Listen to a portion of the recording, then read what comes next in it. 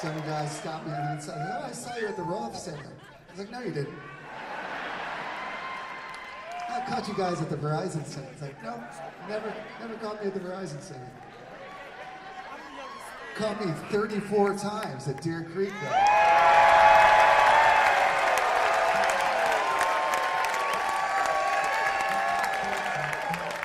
You might catch us there again.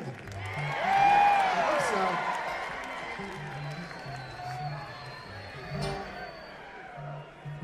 Oh, let me do this one then. You also caught us at the Murrat.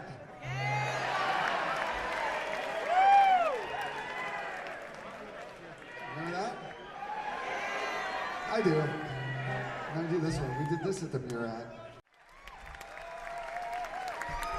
There's a ladybug. A ladybug just landed on that, right down there, right when that started. I was trying to play to the little ladybug fingers. Cool. Thanks, everybody. Thank you. Let me do this. Man, thank you so much for having me. I gotta tell you,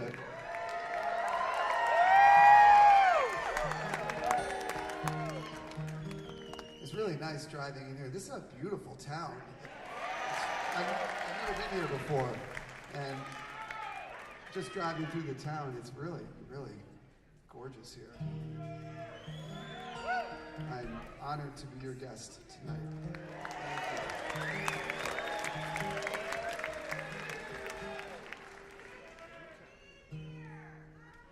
you. Thank you. That gets weird. It's like with every passing year, that gets sort of harder to sing. Like, I always, when I'm singing, I always think of all these like completely ridiculous memories of all the.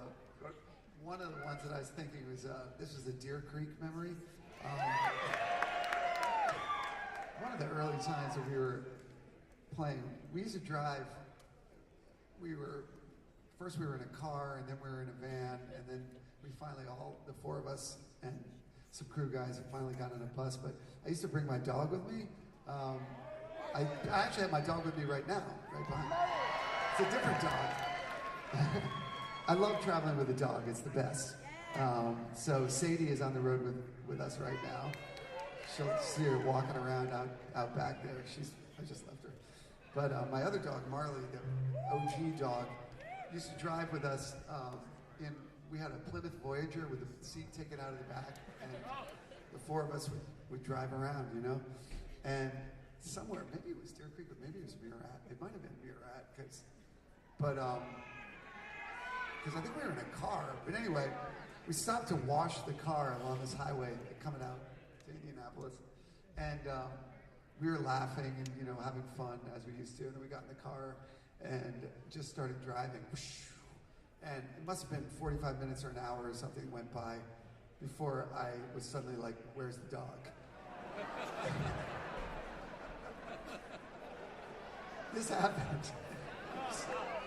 I mean, I swear to God, it was like we drove like 45 minutes. And everybody's looking around, you know, and we left the dog by the side of the highway. And we drove back. By the time we got back, it had to have been an hour and a half. And I just remember so clearly just driving up, and she was like sitting there in the middle of the parking lot, you know. Drove up and opened the door, just jumped in.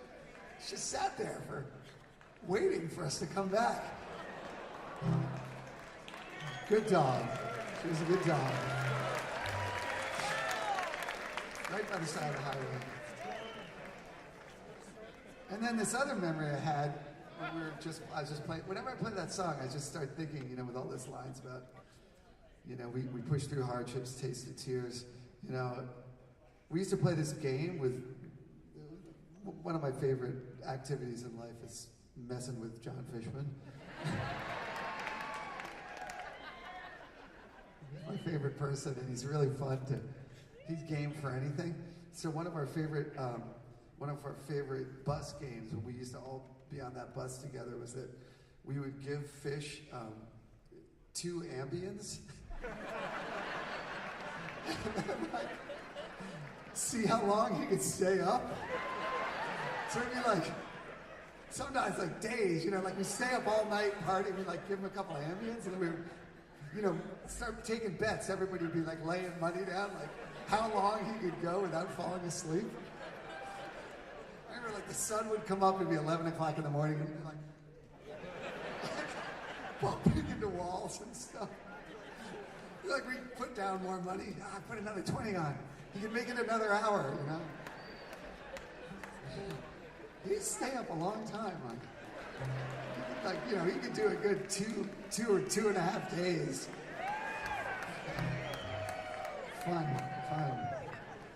You gotta try it sometime.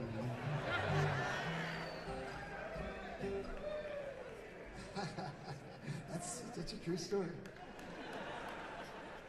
Good times. Okay. I might do that later. I heard that later. Hang on to that one. Don't let that one go. What song was it?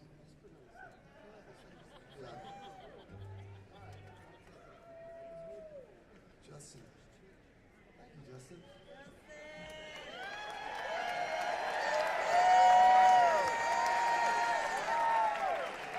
I didn't know I was going to play this song. That last song was written in, I remember exactly when it was written. I can tell you the date. Oh my God. It was written in August, the first week of August in 1995.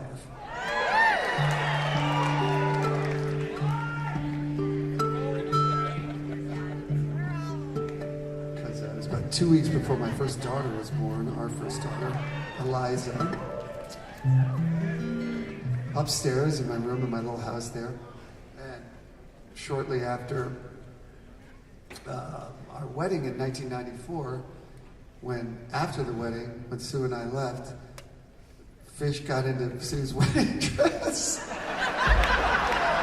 You guys may have seen the calendar. You ever seen it? I love talking about Fish. I love that guy. You ever seen that? It's all over the internet. That's when I knew I married the right person, because about half an hour after we left, you know, the wedding, you know, Fish was my best man at my wedding. I don't know if this is normally like a kosher thing or whatever, but he like put the wedding dress on, went back to the party. He was running around in the wedding dress. People were taking pictures. You can find him online, man. He looked gorgeous. I don't know how many weddings a guy gets to see his bride and his best man in the same wedding dress.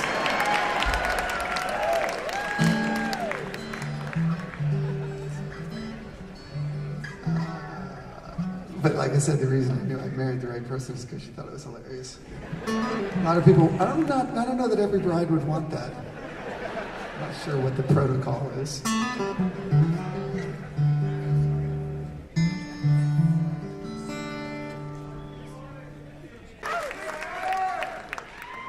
I forgot the B section.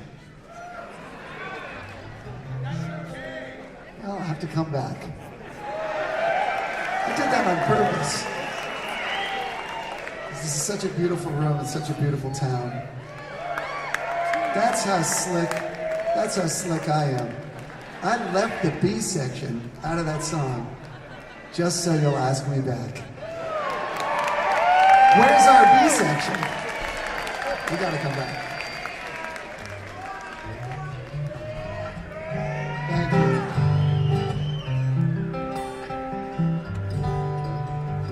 Okay, I can do a couple more and then shift gears here. Oh man.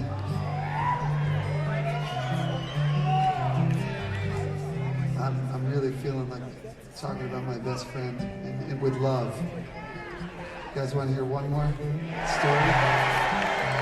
One more story about my best friend, my favorite person in the world. I've told this once before, but I'll tell it again. Because it seems like the kind of time. You guys into wheatgrass here? You guys like wheatgrass? Drink that stuff? Love weed! All right. This is it. It's the last one. So,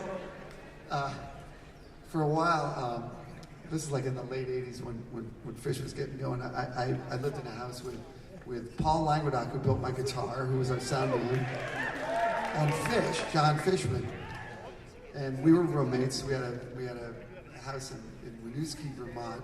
And this is where Fish used to practice in the living room. It was really cool. 3 guys living together. It was kind of not the cleanest situation. Fish, have any of you guys ever like followed him on Facebook or anything like that? So he gets into things. He gets his teeth into things, and he really gets going. So at the time, the thing that he got into was wheatgrass, right? So when he gets into something, he goes deep. So first he started doing a shot of wheatgrass at the health food store every day. And he thought that was helping, with his health and everything. So then he decided that he read somewhere that it's better if you grow the wheatgrass at home because, I don't know, it's homegrown or whatever. So our kitchen started to become like a wheatgrass factory. He was growing wheatgrass all over the place, and then he got one of those wheatgrass grinder things and attached it to the, where you grind your own shot of wheatgrass. And then somewhere he read that it's better if you grow it in this really special soil. So he ordered the soil, like these bags, like 50-pound bags of soil, and the next thing you know, our living room had these like giant garbage cans full of soil, and he was growing wheatgrass. The whole house started to become taken over by wheatgrass. And anyway, he continued reading about this stuff, and I guess he read that there was one level deeper that you could go, that like drinking the wheatgrass wasn't good enough. So one day I came home, this is a true story, and I opened the front door, and Fish was lying on his back with his legs up in the air, giving himself a wheatgrass enema. So apparently, the enema made it go into your system better than like going through it. He was like lying on the ground on a towel, and with this big giant like red syringe thing, and like green wheatgrass juice all over the towel.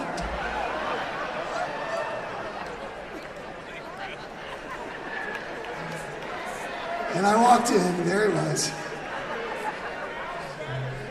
Anyway, unbelievable memory. You never forget that. So,